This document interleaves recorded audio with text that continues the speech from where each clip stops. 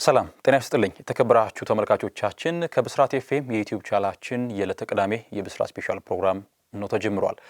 ተፈራ ታመነ ከመላው የስቱዲዮ ባለሙያዎች ጋር የጋራ ጊዜን ማሳለፍ ይሆናል። አብራችሁን እንድትቆዩ የአክብሮት ግብዣችን ነው። በዕለቱ ቆይታችን የአፍሪካ ዋንጫ ወሳኝ ሰዓት ላይ ደርሷል። የሩብ ፍጻሜ የጥሎ ማለፍ ጨዋታዎች ተከናወኑ ይገኛሉ። ትናንት የተደረጉ ጨዋታዎችን ውጤታቸውን ስለ ጨዋታውም ሀሳቦችን እናነሳለን። ዛሬ የሚደረጉ መርሃ ግብሮችን በተመለከተም ወደ እናንተ አደርሳችኋለሁ። በእንግሊዝ ፕሪሚየር ሊግ ጨዋታዎች በዚህ ሳምንት መጨረሻ ይደረጉም የኤፍኤ ካፕ ጨዋታዎች ናቸው የሚደረጉት። የታሪካዊ ውድድር ይደረጋል። ትናንትም ተደርገዋል። ዛሬም እሁድም ቀጥለው ይደረጋሉ። እነዚያ እንመለከታለን። ከዚያም ባለፈ በስፔን፣ ጣሊያን፣ ጀርመን ቡንደስሊጋ የሚከናወኑ ጨዋታዎችንም እንመለከታለን። የዝውውር መስኮቱ ከተከፈተ ቀናቶች አልፈዋል። ነገር ግን ትልቅ የአውሮፓ ክለቦች ጠንከር ባለ መንገድ በዝውውር መስኮቱ በነቃ ተሳትፎ ያደርጉ አይገኙም። ነገር ግን የተሰሙ የዝውውር ጉዳዮችን ላይ እንመለከታለን። ማንቸስተር ዩናይትድ ከሩበን አሞሪም ስንብት በኋላ አሁን ላይ በጊዜያዊነት እያሰለጠነ ይገኛል ዳረን ፍሌቸር። ታዲያ በቀጣይ እስከ ዓመቱ መጨረሻ ድረስ የትኛው አሰልጣኝ በማሰልጠን ይዝለቅ የሚለውን ጉዳይ አሰልጣኝ ሹመት ለመፈጸም በቅርቡ እንደሚወሰን ይጠበቃል። ይህን ጉዳይም እንደዚህ ወደ እናንተ መረጃ የማደርሳችሁ ነው የሚሆነው። በቅድሚያ ታዲያ አፍሪካ ዋንጫውን እንመለከታለን። የሞሮኮ የአፍሪካ ዋንጫ አሁን ጥሎ ማለፍ ላይ ደርሶ አሁን ደግሞ ሩብ ፍጻሜ ላይ ደርሰዋል። ትናንትና ማሊን ከሴኔጋል ያገናኘ ጨዋታ ነበር። እነዚህ በአፍሪካ ጠንከር ያለ ስም ካላቸው ናሽናል ቲሞች መካከል ይጠቀምጣሉ። የሴኔጋል ባለክብር ነች። ማሊ ዋንጫ ሳክታ አታውቅም። የሁለቱም ቡድኖች በተለይ በአማካይ ክፍል ጥራታቸው የአማካይ ክፍል ፍልሚያውን ማሸነፍ እየቻለ ቡድን ድል የማድረግ የሰፋ ድል ስለመኖሩ ሀሳቦች ሲነሱ ነበረ። ቶም ሴንቲሜንት በትናንትናው ዕለት የቪ ቢሱማ፣ አሉ ዲያንግና ሳንጋሬን ነበረ ሶስት አማካዮች ይዘው ወደ ሜዳ መግባት የቻሉት። በአንጻሩ በተመሳሳይ የሴኔጋል ብሔራዊ ቡድንም በጣም እጅግ ጥራት ያላቸው አማካኞች ያሉት ቡድን ነው። ትናንት ግን ፓፔጉዌ የማርሴሎ ስብስቡ በቪያሪያል በጣም የተለየ አቅም እያስመለከተ የሚገኝ ተጫዋች ነው። ኢድሪስ ጉዌ ጋናና ሀቢብ ዲያራን ነበረ መጠቀም የቻሉት። ስለዚህ የአማካኝ ክፍሉ ፍልሚያ በተለይ ጨዋታን ለማሸነፍ የተሻለ አቅም ይፈጥር ነበረ። ትናንት በጨዋታው ሴኔጋል ነች ማሸነፍ የቻለችው በኢሊማን ጃይ ጎል 1-0 የታራንጋና በስቱ ጨዋታውን ማሸነፍ ችሏል። እንደሚታወሰው ማሊ በጥሎ ማለፉ ቀደም ሲል ወደዚህ ሩብ ፍጻሜ የደረሰችው ቱኒዚያን አሸንፋ ነበር በመለያ ምት።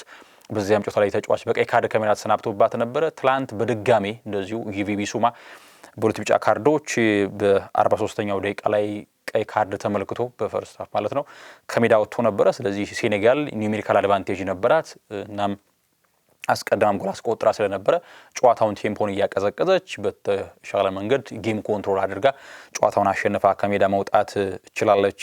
ሴኔጋል በቅርብ ጊዜያት በአፍሪካ ዋንጫ የ2019 ዋንጫውን ካሳኩት መካከል የምትቀመጠው ሀገር ነችና አሁንም በጥንካሬዋ ዘልቃለች። የሴኔጋል ጄኔሬሽን በየጊዜያቱ የማይነጥፍ አይነት ሪሶርስ ያላት ቡድን ነችና አሁንም በጥሩ መንገድ እየተጓዘች ትገኛለች። ትላንት ማሊን በማሸነፍ ለግማሽ ፍጻሜ መድረሷን አረጋግጣለች ሴኔጋል። ላይኛው መርሃ ግብር ሲጠበቅ የነበረው ካሜሩንን ከሞሮኮ ያገናኘ ጨዋታ ነበረ። ካሜሩን 2017 ላይ በሁጎ ብሩዝ እየተመራች ዋንጫ አሳክታ ነበረ። ከዚያ በኋላ ግን እምብዛም ጥንካሬዋን ስንመለከት አልነበረም ካሜሩን እንደ ቡድን። ነገር ግን ዘንድሮ ከጨዋታ ከምድብ የመጀመሪያው ጨዋታ ጀምሮ በእያንዳንዱ ጨዋታ ላይ ራሷን አፕግሬድ ያደረገች የመጣች ቡድን ነች። ዴቪድ ፓጉም አንድ ሀሳብ ሰጥተው ነበር አይደል? ከጨዋታው አስቀድሞ ሞሮኮ በዚህ ጨዋታ ከዚያም ባለፈ በቶርናመንቱ እንደ ፌቮራይት የምትቆጠር ሀገር ነች ሲሉ ሀሳብ ሰጥተው ነበረ። ትላንት ካሜሩን ከሞሮኮ ባከናወኑት ጨዋታ አዘጋጁ ሀገር ሞሮኮ ጨዋታውን አሸንፋለች። የኢብራሂም ዲያዝ እና የኢስማኤል ሳይባሪ ጎሎች ባልዳርገዋል ሞሮኮን። እንግዲህ ኢብራሂም ዲያዝ በጣም አውትሻን እያደረገ ነው የሚገኘው በዚህ ውድድር ላይ።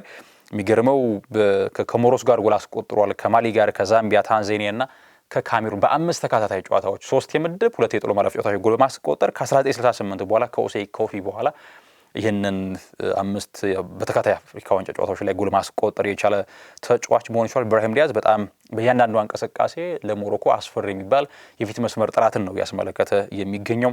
ላኛው እስማኤል ሳይባሪ ተጫዋች ባለፉት 2 ዓመታት በተለይ በሆላንዱ ክለብ ፒኤስቪ አይንዶቨን በጥራቱ የምናውቀው ተጫዋች ነው። አማካኝ መሆን ይችላል፣ እንደ 10 ቁጥር መጫወት ይችላል፣ የመስመር ተጫዋች መሆን ይችላልና በጣም ቨርሳታይል ተጫዋች ነው ኢስማኤል ሳይባሪ። ትናንትም ጥሩ የሚባል ጎል አስቆጥሯል በጨዋታው። ሞሮኮ በጣም ያስደንቃል። እኔ በዚህ ልክ ፕረስ ከተመለከትኩ በጣም ብዙ ጊዜያት ሆነዋል። የመጀመሪያው የካሜሩን የመጀመሪያ የሜዳ ክፍል ላይ አይጠጓቸውም። ነገር ግን ወደ ሁለተኛው የሜዳ ክፍል ላይ ሲመጡ እንደነ ኢስማኤል ሳይባሪ፣ ብራሂም ዲያዝ፣ ኤልካቢ እንግዲህ እድሜው 30 እንግዲህ ያለፈ ተጫዋች ነው። ኤልካቢ የሱፍ ኤኔስሪን ተጠባቂ ወንበር ላይ ያስቀመጠ የኦሎምፒያኮሱ ተጫዋች እድሜው ቢገፋም ነገር ግን መታተሩ ፕሬሲንጉ በጣም ያስደንቅ ነበርና በጣም አስደናቂ ፕሬሲንግ የሚያሳዩት አማካይ ክፍል ላይ በቶሎ ካሜሩን ኳስ ሲይዙ ምንም እንዳያስቡ ነበር ያደርጓቸው የነበረው። እነ ካርሎስ ባሌባ አንዳቸው የተለየ ነገር እንዲያደርጉ እንቅፋት ሲሆኑባቸው ነበርና በጣም አስደናቂ ፕሬሲንግ በዚህ ጥራት ልክ ፕሬሲንግ ከተመለከትኩ በጣም ብዙ ያቶች ሆኗል እና አስደናቂ ፕሬሲንግ ነው ያስመለክቱ የነበሩት። ሞሮኮ እንደ ቡድን ካሜሩን በአንዳንድ አጋጣሚዎች እድል ለመፍጠር ሲሞክሩ ነበር። ነገር ግን ለጎል የቀረበ እድሎችን ለመፍጠር በጣም ተቸግረው ነበረ የተመለከትነው። በትናንትናው የጨዋታ መርሃ ግብር ላይ ወደ 65,000 የሚደርሱ ተመልካቾች ነበሩ በስቴዲየም እና ይሄ የፋን ቤዝ መኖሩ ለሞሮኮም ይበልጥ ጠቅሟታል። እንደምናውቀው ሞሮኮ በድጋፍ ትታወቃለች። በተለይ በሊጓም በሞሮኮ እንደነ ዋይዳድ ካዛብላንካ፣ ራጃ ካዛብላንካ በጣም የተለየ ነውጠኛ ደጋፊዎች መካከል ናቸው። እናም ሀገራቸውን ደግሞ በዚህ ልክ እንደ ሀገር እንደ ቡድን ሲደግፉ የነበረበት ሁኔታ ነበረ። በእያንዳንዱ እንቅስቃሴ ላይ አብረው ሲጫወቱ ነበረ። እንግዲህ ሞሮኮዎች ኳስ ሲይዙ ያበረታታሉ። ካሜሩን ኳስ ሲይዙ ደግሞ በጩኸት እንግዲህ ውሳኔያቸው እንዲሳሳት በጣም በጩኸት ሲነቅፉ ነበርና የደጋፊው ድባብ በጣም አስደናቂ ነበረ። ሌላኛው ጉዳይ ግን ዳኝነቱ አሁን ጥያቄ ያስነሳ ነው የሚገኘው። በእያንዳንዱ ሞሮኮዎች በእንቅስቃሴ በእያንዳንዱ ሜዳ ላይ ሲወድቁ የዳኛው ፊሽካ ይሰማልና ከዚያም ባለፈ በካሜሩን ረገድ ግን ከዳኝነት ጋር በተያያዘ ብዙ ጥያቄዎች እየተነሱ ነው የሚገኙት። ዳኝነቱ እንግዲህ ባህል ዳኛው ደሃን ቤዳ ይሰኛሉ። ሞሪታኒያዊ ዳኛ ነበሩ የትላንትናው የመሃል ዳኛና በተለይ በአንዳንድ እንቅስቃሴዎች ላይ በክርን የመመታት ጥፋት ሲገጥማቸው ነበረ ካሜሩን ያንን የረዳት ዳኝነት ምልከታ ማየት ይችሉ ነበር። ያንን ግን በዝምታ ነበረ ሲያልፉ የነበረውና ዳኝነቱ በጣም ብዙ ጥያቄዎች እየፈጠረ ይገኛል። ያለፈው የአይቮሪ ኮስት የአፍሪካ ዋንጫ ላይ እምብዛም የገዘፈ የዳኝነት ችግር ስንመለከት አልነበረም። ነገር ግን በዚህ የሞሮኮ የአፍሪካ ዋንጫ ላይ ዳኝነቱ በጉልህ እየታየ የሚገኝ ችግር ሆኖ እየተመለከተው እንገኛለን። እንግዲህ ሞሮኮ ለግማሽ ፍጻሜ ማለፏን አረጋግጣለች። ሞሮኮ ከናይጄሪያና አልጄሪያ አሸናፊ ጋር በግማሽ ፍጻሜ ትገናኛለች። በአንጻሩ እንግዲህ ሴኔጋል የግብጽና የአይቮሪ ኮስትን አሸናፊ የምትገጥም ነው የሚሆነው። በዚህ መንገድ ጨዋታዎቹ ይደረጋሉ። ሄታፌ ከሪያል ሶሴዳድ በስፔን ላ ሊጋ የተደረገ ጨዋታ ነበረ። እንግዳ ቡድን ሶሴዳድ ጨዋታውን አሸንፏል። ብሪያስ ሜንዴዝ እና ሆን አርማቡሩ ናቸው ጎሎቹን ለባስኩ ክለብ ማስቆጠር የቻሉት። ኢንትራክት ፍራንክፉርት ከቦሩሲያ ዶርትሙንድ እንደዚሁ ተጫውተው ነበረ። 3-3 በሆናቸው ውጤት ጨዋታቸው ተጠናቋል። ቤር ፍሌክስ ሜቻና ቹኩሜካ ጎል አስቆጠሩ ለዶርትሙንድ። በአንጻሩ ካን ኡዙን ይሄ ቱርካዊ ድንቅ ተጫዋች ጎል አስቆጥሯል። ከዚያም ባለፈ ዳውድም ጎል ያስቆጠረው ተጫዋች ነው በኢንትራክት ፍራንክፉርት በኩል። ላኛው በኤፍኤ ካፕ ጨዋታዎች ተደርገው ነበረ። ኤምኬ ዶንስ ከኦክስፎርድ ዩናይትድ በመለያ ምት ኦክስፎርድ ዩናይትድ አሸንፏል። ፖርት ቬል እንደዚህ ፍሊትውድ ታውንን 1-0 አሸንፏል። ፕሪስተን ኖርዝ ኢንድ በሜዳው በዊጋን ሽንፈት ገጥሞታል። ሌላኛው ሬክስሃምን ከኖቲንጋም ፎረስት በጣም ጥሩ የሚባል ፉክክር የታየበት ጨዋታ ነበረ። 3-3 ተጠናቀቀ። መደበኛው ደቂቃ በመለያ ምት ሬክስሃም 4-3 አሸንፎ ጨዋታውን ድል ያደረገበት ሁኔታ ነው እየተፈጠረው። በዚህ መንገድ ትናንት የተከናወኑ ጨዋታዎች እነዚህን ይመስላሉ። ወደ ዛሬ መርሃ ግብር ልውሰዳችሁ። ዛሬ የሚጠበቅ የሩብ ፍጻሜ ጨዋታ አለ። አልጄሪያን ከናይጄሪያ ያገናኛል። እንግዲህ አልጄሪያ የአፍሪካ ዋንጫን ባሳካችበት ዓመት ላይ በግማሽ ፍጻሜ ተገናኝቶ ነበር። እነዚህ ሁለት ሀገራት አልጄሪያ ድል አድርጋ ነው ለፍጻሜ ማለፍ ችላ የነበረው። አልጄሪያ አሁን ላይ በተለይ የስኬት ዘመን ላይ የነበሩ ተጫዋቾች እድሜያቸው አሁን ላይ ፌዝ አውት እያደረገ ከእድሜ አንጻር ማለት ነው እንመለከታለን። ሪያድ ማህሬዝም ይሄ የመጨረሻ አፍሪካ ዋንጫ እንደሚሆን ነው የሚጠበቀው። በናይጄሪያ በኩል ያለፈው የአፍሪካ ዋንጫ ላይ እስከ ፍጻሜ ተፋላሚ ነበረች። አሁን ታዲያ በተሻለ ሞራል ደግሞ መታለችና ጥሩ ፊት መስመር ጥራት አላት። እንደነ ቪክተር ኦሲሜን ከዚያ አዲሞላ ሎክማን እንደነ ሳሙኤል ቺኩዌንዚ የመሳሰሉ ተጫዋቾች በስብስቡ አካታለች። እንደነ ኦኔካ ኒዲዲ የመሳሰሉ ደግሞ በአውሮፓ የምናውቃቸው ጥራት ያላቸው አማካኞችን በስብስቧ ይገኛሉ። እንግዲህ አልጄሪያ ከናይጄሪያ ተጠባቂ የሚባል ጨዋታ ነው የሚከናወነው። ምሽት 1 ሰዓት ላይ የሚደረግ የጨዋታ መርሃ ግብር ነው። ግብጽን ከአይቮሪ ኮስት ምሽት 4 ሰዓት ላይ በሩብ ፍጻሜ ሌላኛው የአፍሪካ ዋንጫ ጨዋታ ያገናኛል። ግብጽ እንግዲህ ስትነሳ ምን ጊዜም ቀዳሚዋ ነች የአፍሪካ ዋንጫን በማሳካት ለ7 ጊዜ። ነገር ግን 15 ዓመት አልፏታል የአፍሪካ ዋንጫን ካሳካች። 2010 ነበር የሐሰን ሻታው ቡድን ለመጨረሻ ጊዜ የአፍሪካ ዋንጫን ሲያሳካ። ከዚያ ጊዜ በኋላ ግን ዋንጫን ማሳካት አልቻለችም። በድል ጥማት ላይ ትገኛለች። እንግዲህ ፈርዖኖቹ አይቮሪ ኮስት ያለፈውን ያዘጋጅታ ዋንጫው እንዳሳካችሁ ይታወቃል። 2015 እንደዚሁ በቅርብ ጊዜ ስኬት አይቮሪ ኮስት የቻለች በጥቅሉ ግን 10 ዋንጫዎችን ሁለቱ ቡድኖች ያሳክቷል አይቮሪ ኮስት ውስጥ። በአንጻሩ ግብጽ 7 ዋንጫዎችን ማሳካት የቻለችበት አጋጣሚ ነው ያለው። ግብጽ እንግዲህ እንዳነሳውት በተደጋጋሚ እንደምለው ግብጽ የሊግ ጥራቷ በተለይ ለናሽናል ቲሟ ጥራት የተለየ አቅም ይፈጥራል። ብዙዎቹ ከዚያው ከሊጋቸው ያወጡም ግብጻውያን ተጫዋቾች ወይ በዛማሌክ ወይ በአልሃሊ ነው ሲጫወቱ የምንመለከታቸው። ያ ደግሞ የሊጋቸው የጥራት ነጸብራቅ በናሽናል ቲሙም እንደዚሁ ይታያል።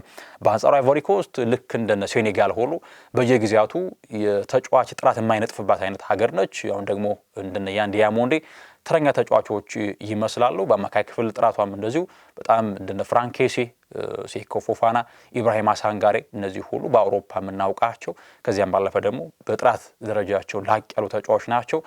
ንዲካን ጨምሮ እንግዲህ ኮሶኑ እንደዚሁ በመከላከል ደረጃ ላይ በጣም የተለየ አቅም ያላቸው ተጫዋቾች ናቸው። ግብጽ ከአይቮሪ ኮስት ተጠባቂ የአፍሪካ ዋንጫ የሩብ ፍጻሜ መርሃ ግብር ምሽት 4 ሰዓት ላይ ይደረጋል። በዚህ መንገድ ጨዋታዎቹ ይደረጋሉ። ወደ አውሮፓ ልወስዳችሁና ሪያል ኦቬዶ ከሪያል ቤቲስ ይጫወታሉ። እንደዚሁ በኢስታዲዮ ዴላ ሴራሚካ ቪያሪያል ከዲፖርቲቮ አላቬስ ሌላኛው የላሊጋ ጨዋታ ነው። ጂሮና ከኦሳሱና እንደዚሁ ደግሞ ሜስቲያ ላይ ቫሌንሲያ ከኤሊቼ ይጫወታሉ። በዚህ ሳምንት በስፔን ሱፐር ካፕ ምክንያት አሁን ሳውዲ ይገኛሉ ባርሴሎናና ሪያል ማድሪድ። ስለዚህ በዚህ ሳምንት አይጫወቱም። ነገ ምሽት የስፔን ሱፐር ካፕ የፍጻሜ ጨዋታ ኤል ክላሲኮ ይደረጋል። ወደ ሴሪያ ሶስዳች ኡዲኔዜ ከፒዛ ይጫወታሉ። ኮሞ አስደናቂ ጉዞ ላይ የሚገኙ ሴስክ ፋብሪጋሱ ኮሞ እንደዚሁ ከቦሎኛ ጋር ጨዋታቸውን ያደርጋሉ። በኢስታዲዮ ኦሎምፒኮ ሮማ ከሳስውሎ ሌላኛው መርሃ ግብር ነው። ባለፉት 2 እና 3 ሳምንታት እንግዲህ ሮማ የጋስፔሪኖ ቡድን በጣም ትልቅ ችግር ውስጥ የሚገኝ ቡድን ነው። ቤርጋሞ ላይ አትላንታ ከቶሪኖ ይጫወታሉ። እንደዚሁ ደግሞ በእንግሊዝ ኤፍኤ ካፕም በርከት ያሉ ጨዋታዎች ናቸው ዛሬ የሚደረጉት። ኤቨርተን ከሰንደርላንድ 9 ሰዓት ከ15 ላይ ይደረጋል። ወልቭስ ከሾስቡሪ ታውን እንደዚሁ ይጫወታሉ። በርሌ ከሚልዌል ሌላኛው ጨዋታ ነው። ፉልሃም ከሚድልስብራ ይጫወታሉ። ኢፒስዊች ታውን ከብላክፑል፣ ማንቸስተር ሲቲ ከኤክስተር ሲቲ ጋር ይጫወታሉ። አዲሱ ፈራሚ አንቶኒ ሴሜኒዮ በስብስብ ውስጥ እንደሚካተት ይጠበቃል። ትላንት በይፋ ተጫዋቹ ከቦርንመዝ ማንቸስተር ሲቲ መቀላቀሉ ይታወቃል።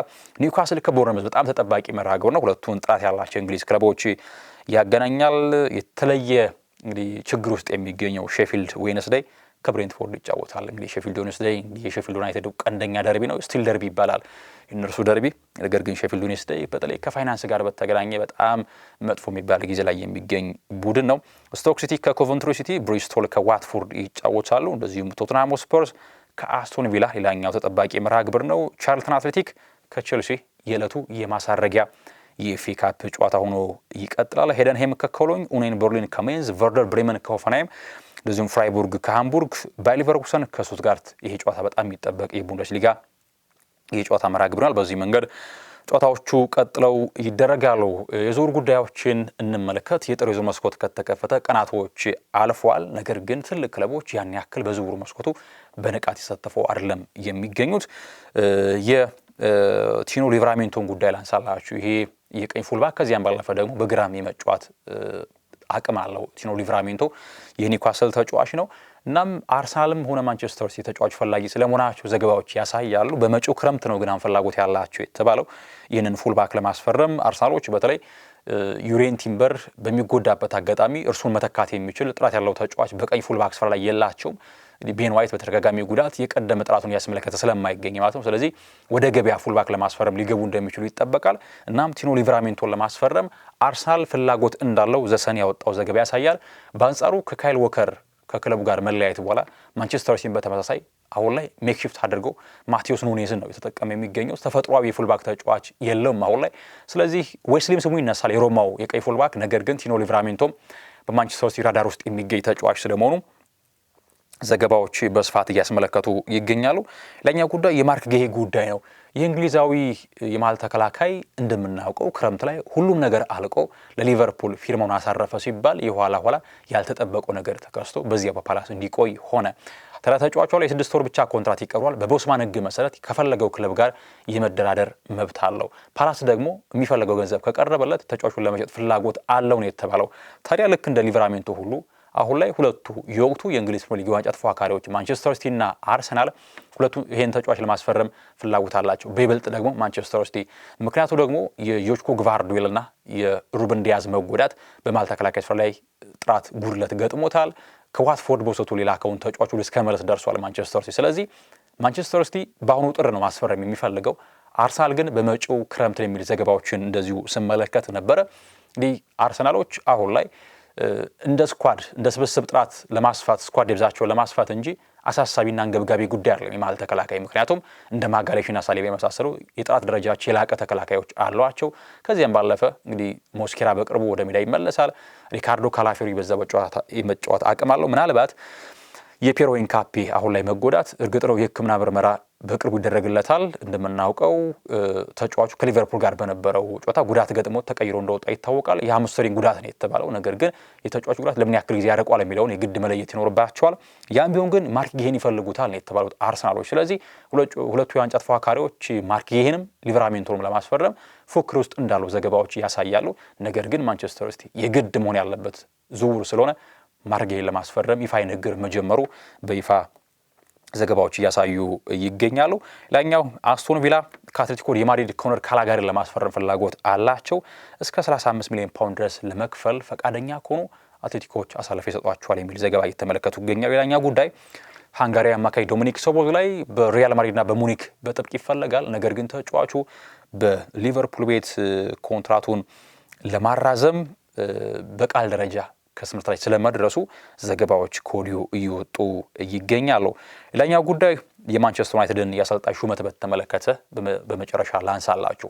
ከሩበን አሞሪም ስንብት በኋላ ዳረን ፍሌቸር አሁን በተወሰኑ ጨዋታዎች ላይ እየመራ ቆይታ እንደሚያደርግ ይታወቃል። ታዲያ ቀጣይ እስከ ዓመቱ መጨረሻ ድረስ ክለቡን የትኛው አሰልጣኝ በጊዜያዊነት እያሰለጠነ ይዝለቅ የሚለውን ለመወሰን ክለቡ ውይይት እያደረገ ነው የሚገኘው። እንዲያውም ከኦማር ቤራዳና ጄሰን ዊልኮክስ ጋር ውይይቶችንም አድርጓል ማይክል ካሪክም ሆነ ኦሌ ጉናር ሶልሻየር። ታዲያ በዛሬው ዕለት ኦሌ ጉናር ሶልሻየር ከማንቸስተር ዩናይትድ ጋር ውይይት እንደማያደርግ ዘገባዎች እያሳዩ ይገኛሉ። ኦሌ ጉናር ሶልሻየር እንደምናውቀው ከዚህ ቀደም ክለቡ በአሰልጣኝነት ሲመራ ነበረ። እናም ይህ የቀድሞ ተጫዋች ኦሌ ጉናር ሶልሻየር ወደ ቀደም ቤቱ እንደሚመለስ ዘገባዎች ያሳያሉ። ነገር ግን ልክ እንደ ሶልሻየር ሁሉ ማይክል ካሪክም እንደዚሁ በእጩ ውስጥ የሚገኝ አሰልጣኝ ነው። ስለዚህ ዛሬ ሶልሻየር ውይይት ያደርጋል ከማንቸስተር ሰዎች ጋር። ውይይቱ ፍሬ ያፈራል ወይስ ደግሞ በመንገድ ይወሰናል የሚለው ይጠበቃል። ልክ እንደ ሶልሻየር ሁሉ ግን ካሪክም አሁን ላይ የክለቡ ጊዜ አሰልጣኝ የመሆን እድሉ እንዳለው ዘገባዎች ያሳያሉ ማለት ነው። በቀጣይ ታዲያ ክለቡ የትኛውን አሰልጣኝ ይሾማል የሚለው በጥብቅ ይጠበቃል። በቀጣይ ደግሞ ማንቸስተር ዩናይትድ በማንቹሪያን ደርቢ ለተቀዳሜ በመሳሳት ጨዋታ ቀጣይ ሳምንት ፕሪሚየር ሊግ ሲጀምር የሚደረገው ጨዋታ ነው። የሚሾመው አሰልጣኝ ታዲያ የመጀመሪያ ጨዋታው የሚሆነው በሞቃታማው እንግዲህ ደርቢ በማንቹሪያን ደርቢ ጨዋታውን ይከውናል ማለት ነው። እናም ዩናይትድ በቅርቡ አሰልጣኝ ሹመቱን እንደሚያሳውቅ ይጠበቃል። ቆይታችን ይመስል ነበር ተመልካቾቻችን። ተፈራ ታመነ ከመላው የስቱዲዮ ባለሙያዎች ጋር ዜና አሳልፍ ያለው ብሩህ ጊዜን ተመኘው።